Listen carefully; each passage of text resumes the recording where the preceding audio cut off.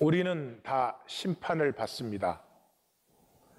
심판을 받는다는 말은 내가 산 삶이 어떤 삶인지를 우리가 만나게 됩니다. 지금은 이제 피하고 싶죠. 내가 산 삶을 내가 보고 싶지 않아요. 변명하고 정당화하고 뭐 이렇게 어쩔 수 없어서 변명도 하고 그러지만 하여튼 그걸 직면하는 것을 우리는 피해요. 심판은 내가 산 삶, 진짜 나가 무엇인지 만나는 시간이에요. 그런데 지금 심판을 받으면 복입니다. 지금 힘들고 어렵지만 내가 살아온 내 삶을 딱 만나면 뜨악하게 되어 있으니까요. 그게 엄청난 에너지고 엄청난 반전이 이루어집니다. 그리고 이제 내가 피해온 본질계, 영계의 실제를 만나니까 삶이 이제 활짝 생수로 솟아나죠. 근데 지금 계속 피하다가 죽은 후에 심판을 만나면 그것은 이제 영원한 저주와 멸망이죠. 왜냐, 그때는 돌이킬 수가 없기 때문에. 이번 주 본문은 거꾸로 된 심판의 저주입니다. 이 종교인은 저를 포함해서 종교인은 자기 권위가 하나님 권위보다 높아요. 우리 성경신앙의 특징은 뭐예요? 말씀이 하나님이세요. 말씀의 권위보다 내 권위가 높아요. 말씀을 들어도 그 말씀을 살 것인지 안 살 것인지는 내가 결정해요. 말씀이 나를 쉐마의 영으로 붙드는 게 아니라 내가 결정을 해요. 말씀을 만나지 못하는 가장 큰 이유 중에 하나입니다. 어쨌든 하여튼 권세가 거꾸로 되어 있어요. 이번 주 본문의 첫 번 부분은 사내들이니 이제 작업을 시작하는 거예요. 와서 내가 무슨 권위로 이런 일을 하느냐, 누가 이 권위를 내게 주었느냐 이렇게 질문을 하는데 이 질문은 몰라서 하는 질문이 아니에요. 이미 예수님의 사역이 시작되자마자 산상수훈을 딱 마치자마자 이 예수님의 말씀은 설교가 아니다. 권위가 있다. 그래서 이 종교의 권위와 딱 대치됩니다. 그래서 9장에 가면은 두 맹인이 치유받은 후에 두 맹인이 치유받는다는 건 이사야 35장의 약속이 실제화되는 것이죠. 그러니까 사람들이 이스라엘 가운데 이런 일을 본 적이 없다 이러니까 종교인들이 뭐라고 했어요? 귀신의 왕을 힘입어서 하는 거다 이랬어요. 그 다음에는 이제 안식법을 폐하시고 나서 안식법을 폐하고 바로 그 다음에 보지 못하고 말하지 못하는 그 병자를 주님께서 치유하십니다. 다시 말해서 안식이라는 것은 하나님의 회복이 일어나는 시간이지 사람끼리 모여가지고 뭐 이런 예배, 지금 우리가 드린 예배, 그 삶도 바뀌지 않고 회복도 없는 예배를, 그런 안식이 어떻게 하나님의 안식이냐 그런 거죠. 그 역사가 딱 일어나니까 무리가 그랬습니다. 이건 메시아다. 다윗의 자손이 아니냐. 그랬더니 종교인들이 바알세부를 힘입어서 하는 역사다. 이렇게 선포했어요. 그러니까 지금 물어보는 건 그걸 몰라서가 아니고 이미 자기들의 답은 결정되어 있어요. 종교인은 우리의 답이 결정되어 있어요. 어떻게 살지 딱 결정되어 있어요. 그래서 말씀이 아무리 선포돼도 우리의 삶을 건드리지조차 못해요. 이 예수님을 향한 그 공격은 안식법을 폐하고 나서부터 본격화됩니다. 안식법은 종교의 중심이니까요. 그래서 우리에게 표적을 보이소서. 너 하나님으로부터 온 거 아니니까 하나님으로부터 왔어? 그럼 표적을 보여봐. 그 다음엔 더 노골적이 되죠. 하늘로부터 오는 표적을 보여라 이렇게 합니다. 여기서 재밌는 것은 이 종교인은, 죄송합니다, 저를 보면 우리가 종교인인데 종교인은 마귀를 따릅니다. 종교인은 마귀를 따릅니다. 세상을 따라요. 그래서 이 하늘로부터 오는 표적이 나타나고 있는데도 안 보이는 거예요. 하늘로부터 오는 표적은 긍휼이에요. 긍휼. 이제 좀 이따 보실 거예요. 근데 종교인에게 하늘로부터 오는 표적은 뭐예요? 현상적인 어마어마한 것. 이건 누가 시작한 거예요? 마귀가 한 거죠. 돌로 떡을 만들어 봐라. 천사가 수정 들게 해라. 만국의 영광을 장악해라. 그건 뭐 다 해봐야 현상계에서 뭐 이렇게 저렇게 변화가 일어난 거죠. 본질계를 알지 못하기 때문에 자기들이 마귀를 따르고 있다는 것조차도 인식을 못하는 거죠. 그래서 종교의 저주는 심판의 착각이에요. 심판의 착각이에요. 말씀이 선포되면 은혜예요. 그걸 사는 게 은혜예요. 그거를 살면은 정말로 내가 원하는 삶, 정말로 내가 행복해하는 삶이 내 앞에 활짝 열려요. 말씀이니까 쉐마하면 돼요. 근데 이게 착각을 해요. 쉐마의 권위가 나한테 있는 것처럼. 이걸 살 것인지 말 것인지. 물론 이 종교는 안 사는 쪽으로 하죠. 그러니까 어떻게 해서 안 사는 쪽으로 해요? 이해하면 되니까.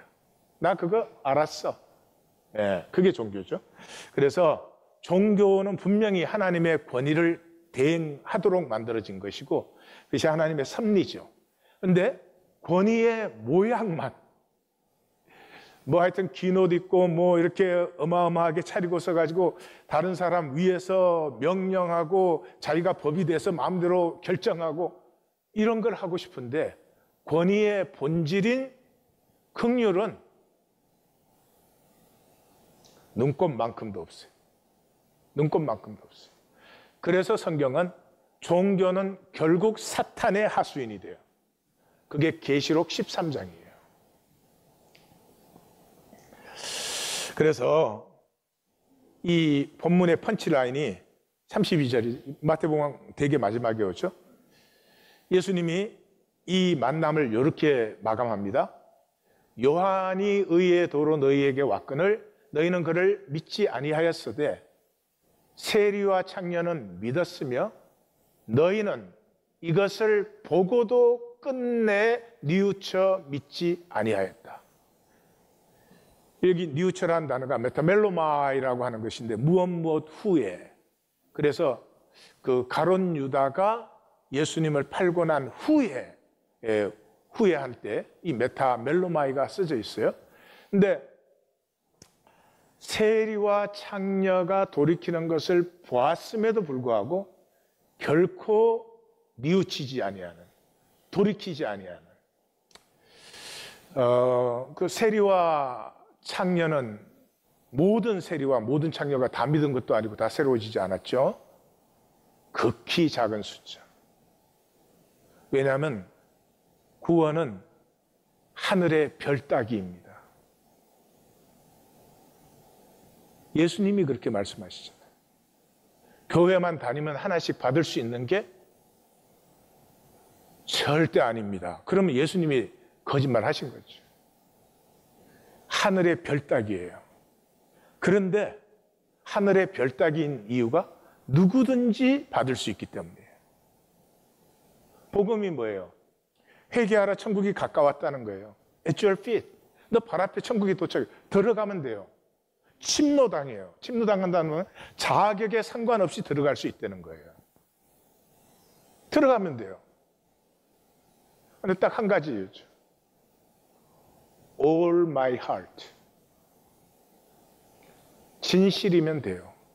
내가 하나님 나라를 원하는 게 진실이면 돼요. 내가 하나님을 사랑합니다, 믿습니다. 이게 진실이면 돼요.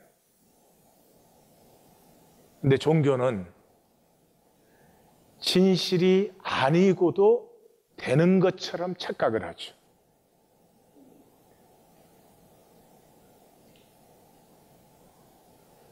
참 이것이 힘든 도전이죠. 그러면 하나님의 권위로 되는 일이라면 하나님의 가슴이 나타날 수밖에 없잖아요. 그래서 마태복음은 이미 두 기둥을 딱 세웠죠. 호세아 6장 6절을 딱 기둥으로 세웠잖아요. 나는 인애를 원하고 제사를 원하지 아니하며. 우리 번역은 단어를 하도 여러 가지로 써서 정말 헷갈려요. 나는 긍휼을 원하고 제사를 원하지 아니하며 번제보다 하나님 아는 것을, 말씀 만나는 것을 원하노라. 그래서 마태복음은 뭐예요? 예수님의 사역의 알파와 오메가가 스프라운 니쪼마이, 스프라운 니쪼마이. 두 번 딱 선언하죠. 하나님께서 나는 긍휼을 원하고 종교를 원하지 않는다. 똑같은 단어인데 12장은 나는 자비를 원하고 종교를 원하지 않는다. 후반부 28절에서 32절은 거듭남을 얘기하는 것이죠. 거듭남을 우리는 기독교 교리인 줄 알아요. 기독교 들으면 뭐 거듭나거나 기독교에서 가르치는 교리인 줄. 아니요, 삶의 원리예요. 삶의 원리. 우리는 육체로 이 세상에 태어나잖아요. 그래서 전반기는 다 남보다 잘 살려고 하고 쥐기 싫고 훌륭하게 되고 싶고 그것으로 살아야 돼요. 그 자식을 길렀는데 학교 갔다 오더니 꼴찌를 해왔어. 너는 어떻게 해서 나를 꼭 닮았느냐 그랬더니 제가 1등하면 다른 사람이 찬스가 없잖아요. 그건 죽여야 돼. 그때는 열심히 하고 잘하고 싶고 앞서고 싶고 그래야 돼요. 그러나 어느 시점에서는 이게 전부가 아니구나. 이것만으로 행복한 게 아니구나. 나는 이것보다 큰 존재구나. 나는 이것보다 훨씬 더 무한한 가치를 품는 존재이구나 하는 것이 만나져야 돼요. 그때부터 인간이 되는 거예요. 세상의 인간이 아니고 하나님의 사람이 되는 거예요. 하나는 가겠다 하고 안 갔고 하나는 실소이다 했든 가겠나이다 했든 그게는 아무런 차이가 없어요. 이건 전반기예요. 키는 니우처예요. 메타멜로마이. 그렇게 살아봤더니 내가 가겠다 파든지 못 가겠다 파든지 그렇게 해본 다음에 돌이킴이 있어야 돼요. 이게 피벗 포인트예요. 이게 힘든 부분이죠. 뉘우치려면 내가 참 잘못 살았다 하는 걸 인정해야 돼요. 이거 죽기보다 싫은 거예요. 남이 잘못했다. 이건 참 쉬운 거예요. 예. 너희보다 먼저 하나님 나라에 들어갔어요. 세리와 창기가. 죄인이었던 여자가, 삭개오가, 바디메오가. 전 바디메오가 부러워요. 십자가의 길에서 예수를 쫓았어요. 이건 100만 명에 하나 있을까 말까 한 거죠. 무엇이었을까? 이름도 없는 사나이. 바디메오가 또 이름인 줄 알아요. 디메오의 아들이라는 뜻이에요. 바디메오. 그래서 다른 복음서에는 이름이 안 나와 있죠. 그냥. 요한이 의의 도로 너희에게 왔거늘. 요한의 공동체의 그 사람들을 의의 스승이라고 불렀습니다. 사회 공동체. 이 요한 공동체는 두 가지예요. 첫째, 종교 부인하는 거고 경건의 삶이에요. 지금 기독교에 경건이 있습니까?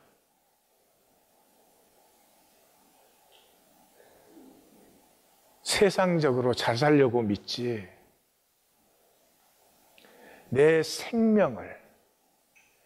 생명에 온갖 더럽고 지저분한 것들이 다 보혈로 씻어져서 점점 보석처럼 맑아지는 이게 기쁨이에요.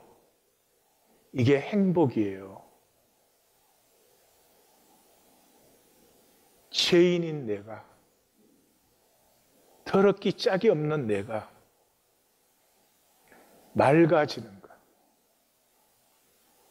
이 세상에 가장 귀하고 복된 것이 경건이에요. 종교에 무슨 경건이 있어요? 믿는 것도 남보다 잘 믿어야 돼. 왜 종교가 그래요? 종교는 경외심을 상실했지. 없어요. 경외심 없어요. 종교가 뭐예요? 사람의 일로 하나님의 일을 대체한 거예요. 우리가 이렇게 모여가지고 여기 신학교 졸업한 사람 딱 세워가지고 막 떠들어 열심히 그동안에 또 안식을 취하시고 그리고 또 예배라 그래. We have no problem. 연보가 됐든 성김이 됐든 하나님 앞에서 하나님을 위해서 하는 것이 드물어요. 근데 다 하나님의 이름 갖다 붙여. 그러니 경외심을 둘 곳이 없죠. 그 사실은 종교인이 가장 세속적이에요. 겉으로 무늬만 그렇지 사실은 세상 사람보다 더 세속적이에요. 그래서 종교인은 실제를 피해온 인생을 살았죠. 그 인생이 결국 뭐예요? 남에게 보이려고 남 눈치 본 남의 삶. 이게 종교가 대표적이에요. 종교 안에 딱 들어오면은 그냥 믿음 있는 것처럼 하는 것처럼 괜찮은 것처럼 이 보이는 거에 얼마나 신경을 써요. 그래서 하나님의 나를 몰라요. 내가 왜 이 시대에 그런 가정에 태어났는지, 왜 나는 그런 양육 과정을 지나왔는지,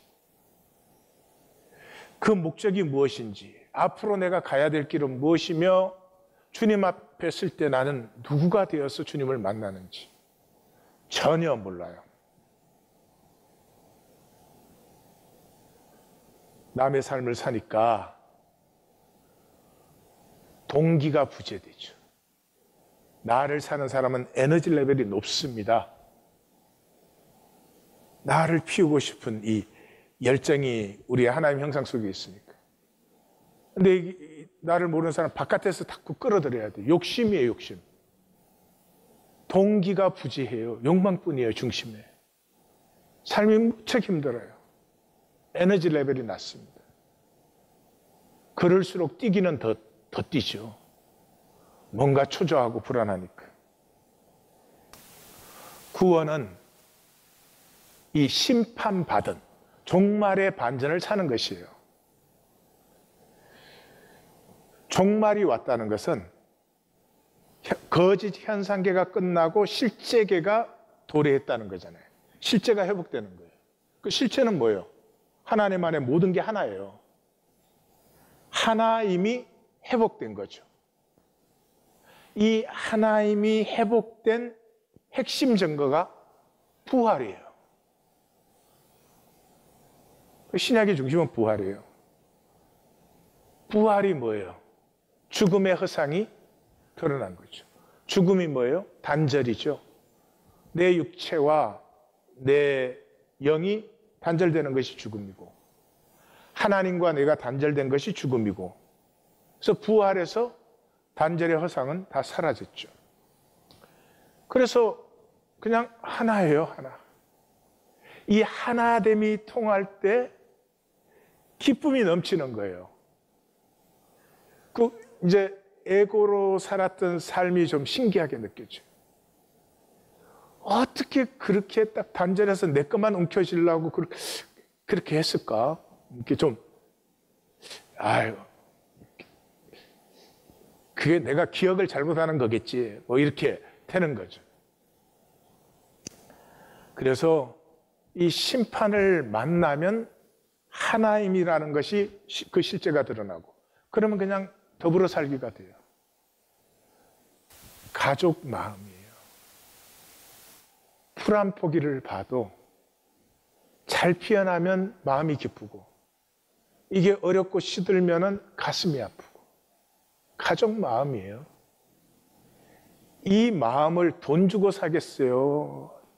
이 마음이 피어날 때가, 드디어 이 마음이 피어날 때가 하나님과 연결된 것이고 생수로 솟아나는 것이고, 기쁨이 뭔지 행복이 뭔지 보람이 뭔지 가치가 뭔지, 어려움도 그거 이겨내는 거지 뭐. 어려움은 이런 믿음의 용기가 생기고, 이것이 복이에요. 이게 심판을 만나고 되는 거죠. 그래서 사도 공동체 때는 누가 이렇게 설교를 해요? 어디에 성경 공부가 있어요? 그냥 편지 돌려 읽는 거예요. 가르치고 배우는 거를 누가 말로 해요? 옛날에 그 마을들은 대개 마을들이 한 30포 돼요. 그러니 뭐 가족 같아요. 그 마을에서 살아가는 게 그냥 배우는 거예요. 그렇게 가족 같아지기 때문에 범죄라는 게 거의 없어요. 범죄가 어쩌다 있으면 도둑이 생기는 거예요. 너무 힘드니까. 팔복의 마음이 되는 거예요. 팔복 윤리로 살아라는 거 아니에요. 가족 마음이 되면 팔복이 되죠. 부모는 맛있는 거 있으면 자식에게 더 주고 싶고, 아니 여기서는 아니에요. 그래서 성령이 임하고 총결론이 사도행전 4장 마지막 부분 아니에요. 33절 가운데가 뭐예요? 사도들이 큰 권능으로 주 예수의 부활을 증거하니. 부활을 증거하면 거짓 현상계가 끝나고 하나인 영혼 세계가 도래한 거죠. 심판을 만난 거죠. 종말을 만난 거죠. 예수 죽었다 살아났다, 그거 믿어요? 그래서 뭐 하는 건데? 부활을 증거받았다는 것은 심판과 종말을 만난 거예요. 그래서 앞뒤로가 뭐예요? 코이노니아잖아요. 한 마음과 한 뜻이 되고 서로 통용하고 자기 것을 제 것이라고 하는 자가 그 중에 가난한 사람이 없으니.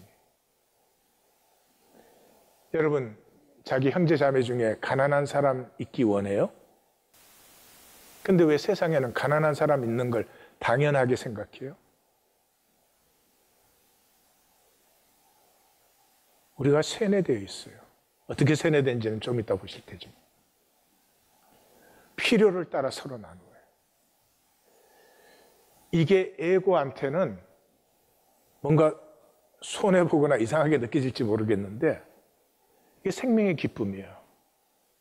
하나됨이 통하는 것이 생명의 기쁨이에요. 그래서 뉘우쳐 돌이킨다는 말은 나만에서 우리로예요. 나만은 단절된 상태잖아요. 그래서 우리가 되는 거죠. 그래서 기도가 두 가지예요. 그것뿐이에요. 주님의 기도와 신원의 기도. 주님의 기도, 우리 아버지, 우리 죄를 사하시고 우리에게 일용할 양식을 주시고 우리를 시험에 들지 말게 하시고, 그 다음에 신원의 기도예요. 만물이 신음하고 있습니다. 어느 때까지 하나님의 통치를 연기하시겠습니까? 이 땅에 이 아픔이 보이지 않습니까? 이것이 심판을 만난 사람들이죠. 자, 그럼에도 불구하고 우리가 이제 거꾸로 사는 이유가 에고죠. 에고인데, 에고는 한 40억 년 됐어요. 이 생명 출현이 38억 년에서 41억 년 사이에 된 것이니까. 생명이 출현하면서 제일 중요한 게 뭐예요? 안 죽는 거죠. 죽으면 끝장이니까. 그래서 에고는 참 불쌍해요. 마치 인간 부모 같은 거예요. 무슨 말이냐 하면, 에고는 우리의 경호원이에요. 에고가 없으면 나를 지키지도 않고, 살아남으려고도 하지 않고 이러면 죽어버리겠죠. 이 세상, 이 생태계에서. 그래서 에고는 경호원 노릇을 하는데, 이게 살아가는 동안 그 자체가 가장 중요해졌어요. 죽지 않고 살아남고 안전하고 좀 풍성하게 예비해 놓고 불안과 두려움, 괴로움, 이 공격 이런 것에서 나를 편안하고 안전하게 하는 것, 그 자체가 가장 중요해져 버린 거죠. 네, 그래서 인간 부모도 그렇잖아요. 자식에게 이 부모가 하는 게 잘 자라고 남보다 잘 되고 훌륭하게 크고, 그게 부모잖아요. 근데 그렇게 하다 보니까 그게 전부가 다 돼버렸어. 그래서 경호원이 돼야 되는데 이게 나의 관리인이 됐어요. 관리인. 모든 판단의 중심이 여기에 있는 거죠. 이 에고가 나를 지키고 나를 세우고 해야 되니까 이게 손해냐 이익이냐 좋으냐 나쁘냐 모든 판단에 이게 중심이 돼버렸어요. 그래서 하나님을 대체해버린 거죠. 근데 문제는 이거죠. 그래서 이제 에고를 없애려고 한다. 그러면 에고는 더 불안해져서 불안이 상승돼요. 불안이 상승되는 만큼 에고는 더 강해져요. 그래서 이 에고의 문제가 처리가 쉽지 않아요. 근데 에고도 사실은 처리는 항상 진리는 간단해요. 에고를 어떻게 처리하느냐? 긍휼.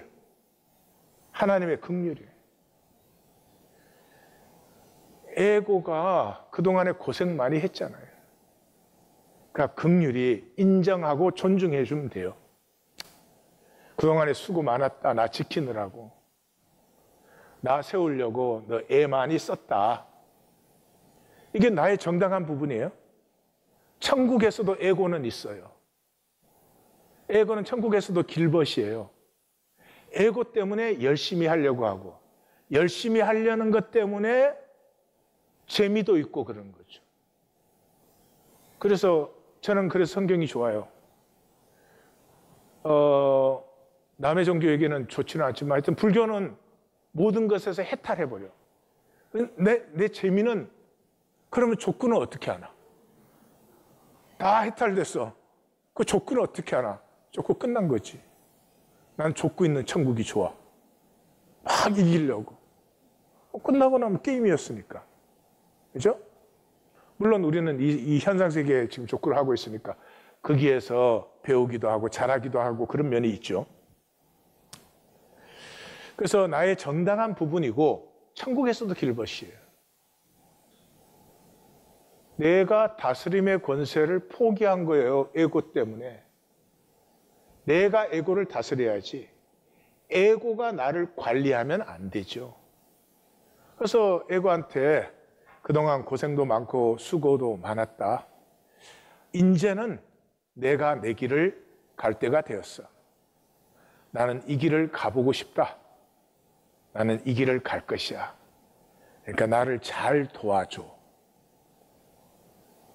에고가 에고의 자리에 돌아가고 나는 나의 자리로 돌아오는 것이죠. 어때요? 쉽죠? 쉽지요, 그죠? 근데 절대로 안 믿지. 저렇게 쉬울 리가 없으니까 절대로 안 믿지, 그죠? 쉽지가 않아요.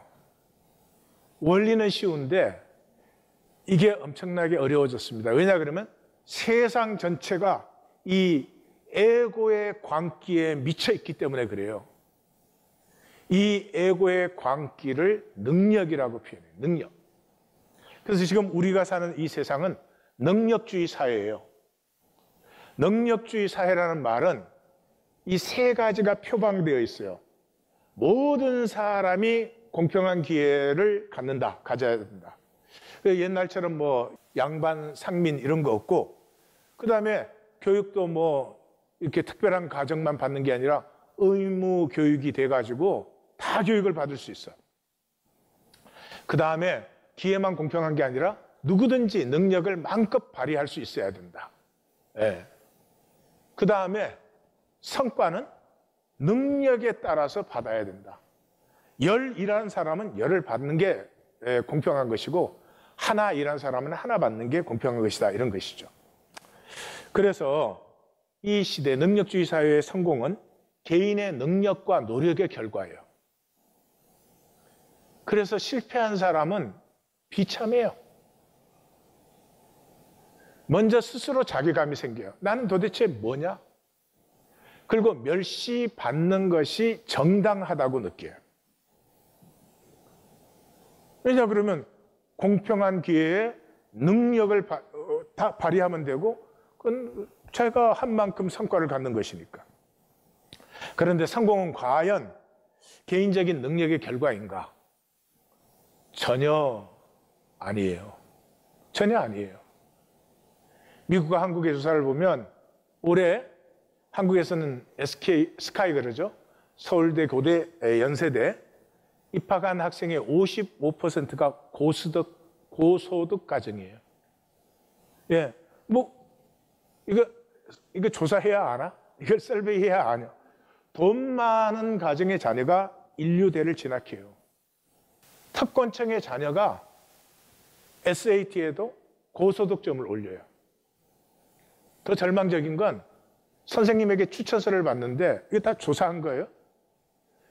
부잣집 아이가 훨씬 더 좋은 추천서를 받아.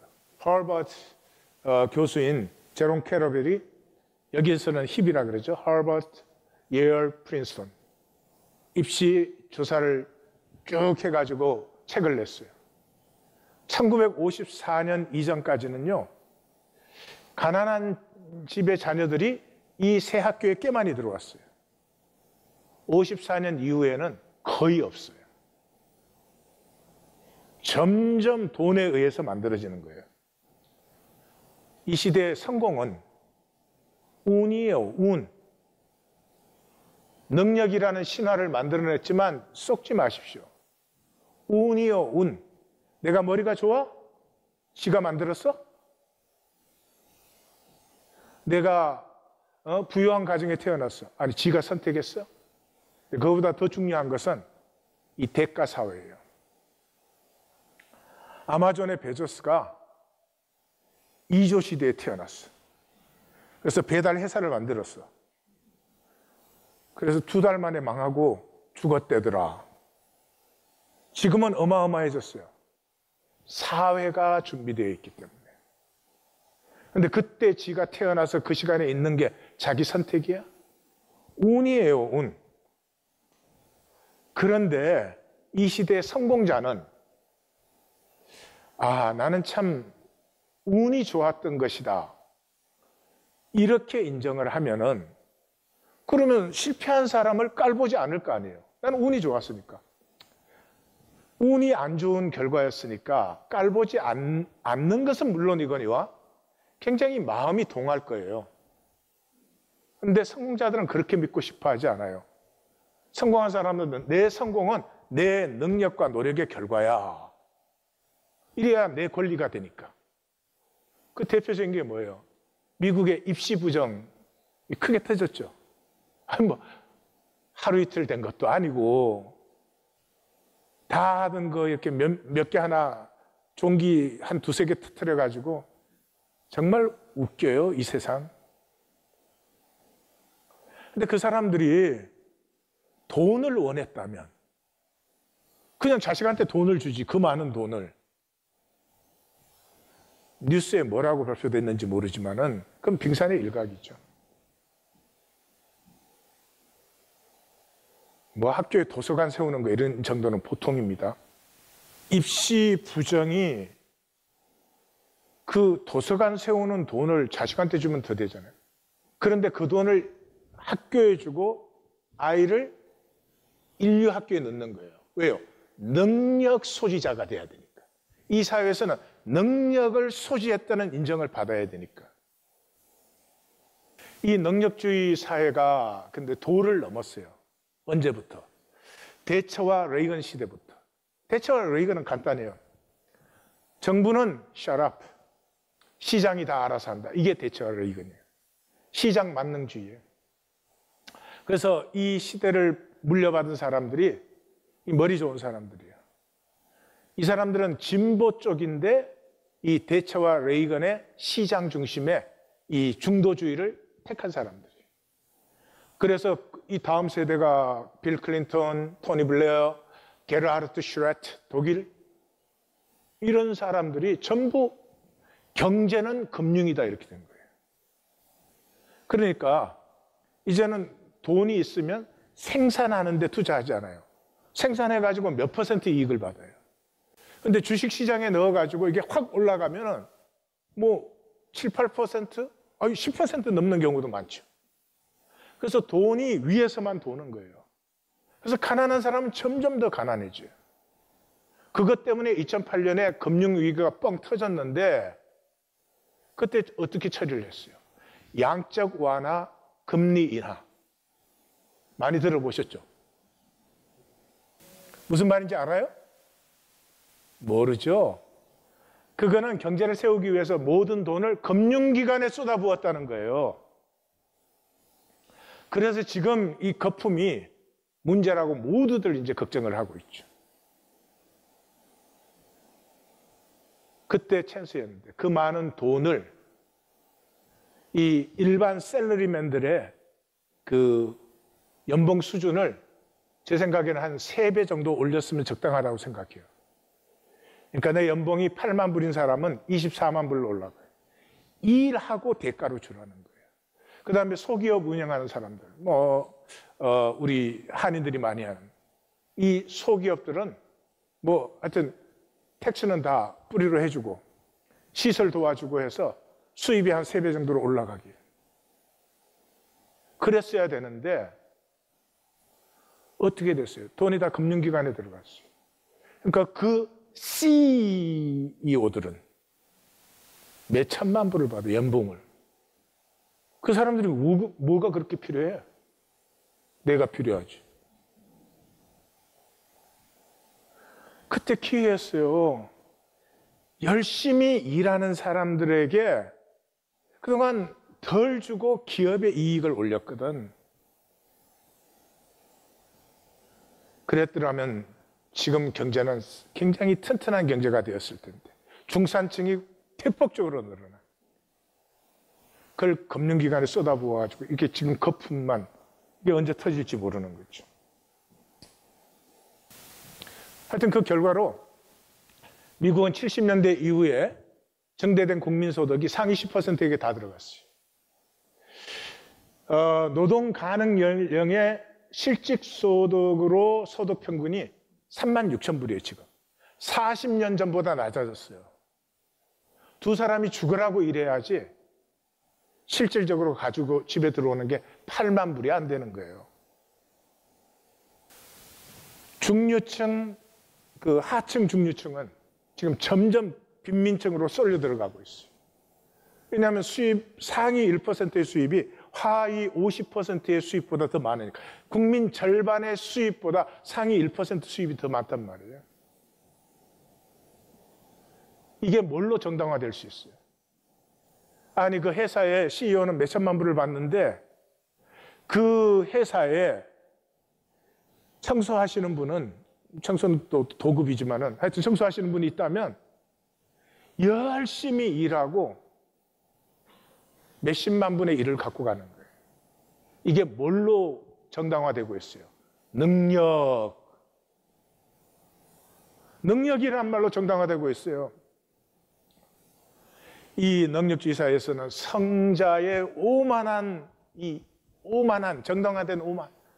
성공한 사람은 이게 존경스러운 사람이에요. 성공 못한 사람은 가치가 없어요. 왜요? 능력주의 사회에서는 내 삶의 결과는 전적으로 내 책임이에요. 그래서 긍휼이 없어졌어요. 너 왜 못 살아? 열심히 안 살았으니까. 이 트럼프. 제3세계 왜 가난해? 열심히 안 살았으니까. 제3세계가 여기보다 훨씬 더 열심히 살아요.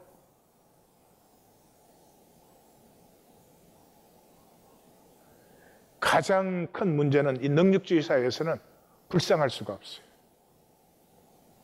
불쌍한 게 가장 비참한 일이에요. 루즈가 되는 것. 그래서 가슴을 잃어버려요. 어린아이 같아질 수가 없어요. 아파도 울지를 못해요. 힘들어도 힘 안 든 척 해야 돼요. 능력주의는 부의 세습 귀족주의, 새로운 귀족주의가 되어버렸죠. 이것의 결과로 통과되지 않아야 될 브렉시트가 통과되고 2016년에 트럼프가 당선이 되고 프랑스에는 지금 르펜이 등장을 해가지고 이 장 르펜의 손녀예요. 할아버지 덕에 22살의 국회의원 됐어요. 극우 중에 극우. 이민자들을 마귀화시켜요. 질병, 마약, 온갖 범죄 다 이민자들이 갖고 들어온 거라는 거죠. 그게 트럼프죠. 트럼프는 자기 아이디어도 아니에요. 르펜 거 배운 거죠. 그래서 종교는 뭐 하고 있어요?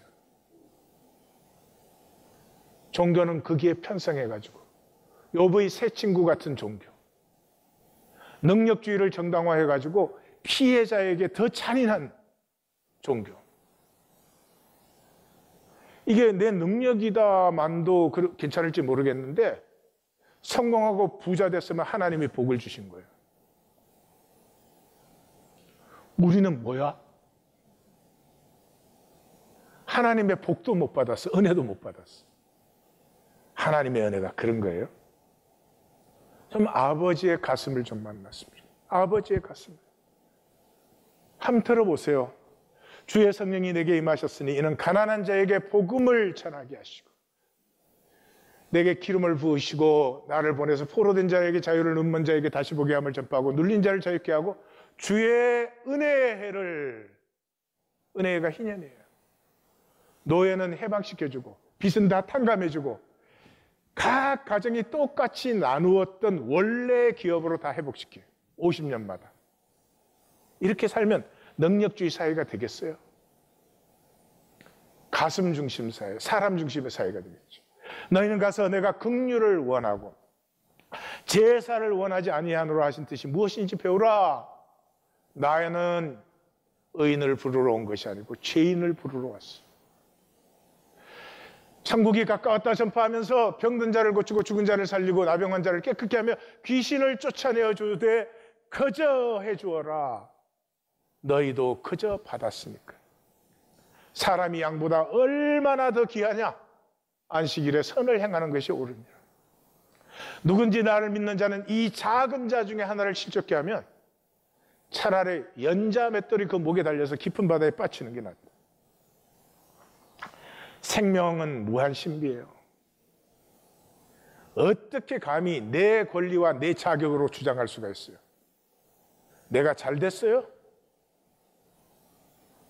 겸비해질 수밖에 없죠. 아무리 봐도 내가 뭐가 잘난 게 있어요? 내가 뭐가 특별해서 내가 성공을 한 거예요. 내가 성공을 가지고 다른 사람을 멸시하고 천대할 수 있어요? 이 생명의 무한 신비를 어떻게 나의 권리와 자격으로 주장할 수 있느냐 이 말이죠. 영상을 크리스마스 캐롤, 찰스 디킨스의 스크루지 이야기예요. 스크루지 이야기는 이런 것이죠. 크리스마스가 다가왔는데 그 조카네가, 유일한 친척인 조카네가 크리스마스 디너에 오라고 초청을 해요. 그러니까 네 같이 가람뱅이가 무슨 크리스마스는 크리스마스야? 크리스마스가 밥 먹여주냐? 이러죠.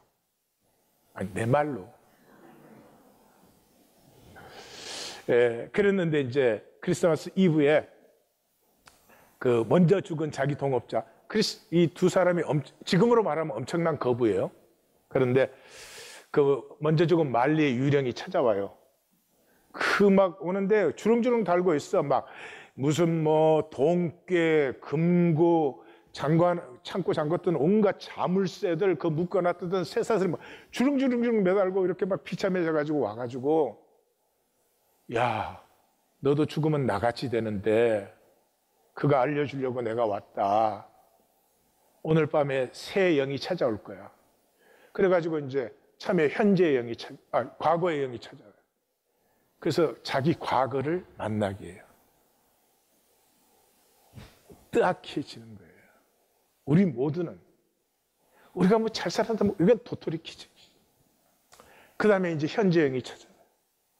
현재 영이 딱 찾아와서 보니까 막 열심히 내가 외치는데 다 주무시고 계셔. 그 다음에 미래영이 찾아왔어. 그래서 미래영은 이제 아예 누워서 주무셔. 그래서 그 새 영을 만나고 나서 그게 뭐예요? 심판을 만나. 내가 살아온 삶이 무엇인지, 내가 누구인지를 만나버린 거죠. 그리고는 새 아침이 밝으니까 그 밥 크라치시라고 자기 데리고 쓰는 사무원이에요. 쥐꼬리만큼 월급 주고, 그리고 그 아이들은, 어린아이들이 이미 나가서 일을 해야지 먹고 살 수가 있어. 그 중에 하나 티모시는 이 장애인이고 애가 병이 들었는데 병원에도 못 데리고 가요. 그래서 죽을 수밖에 없는 그런 상황이에요. 그 집에 칠면조를 보내주고, 이제 내가 함께 하면서 도와줄게. 그리고 그 아이를 치료하고 이제 뭐 그러고, 그 다음에 이제 그 모금단체에 가서 자기가 거액을 도네이트 하겠다고 그래요. 그러면서 이제까지 내가 하지 않은 밀린 것을 내가 다 하겠소. 하나님을 믿는 것은 저 삶을 사는 것입니다. 한 가족이니까요. 모든 거짓은 단절해서 만들어지는 것이죠. 아니에요. 통할 때 기쁨이에요. 이 심판을 만나는 길이 질문입니다. 절대로 질문하지 않아요. 내 잘못, 내 인색, 내 거짓은 피해 가야 되니까. 질문하면 만나야 되니까. 질문할 때가 생명이 피어나고 자라는 시간이에요. 아이들일 때는 얼마나 질문을 많이 해요. 질문은 상황 이해가 아니죠. 내가 누구며 왜 이런 세계 속에, 왜 세계는 이런가? 이런 질문이죠. 처음에는 흙탕물 같은 질문이 올라오지만 질문을 계속하면은 내 가슴에 맑은 물이 올라오기 시작합니다. 우리는 이 길을 갑니다. 우리는 이 삶으로 부르심을 받았습니다. 최고의 복, 최고의 기쁨, 그 어떤 영광도 바꿀 수 없는 하나님의 자녀의 영광의 자유로 부르심을 받았습니다. 우리는 갑니다.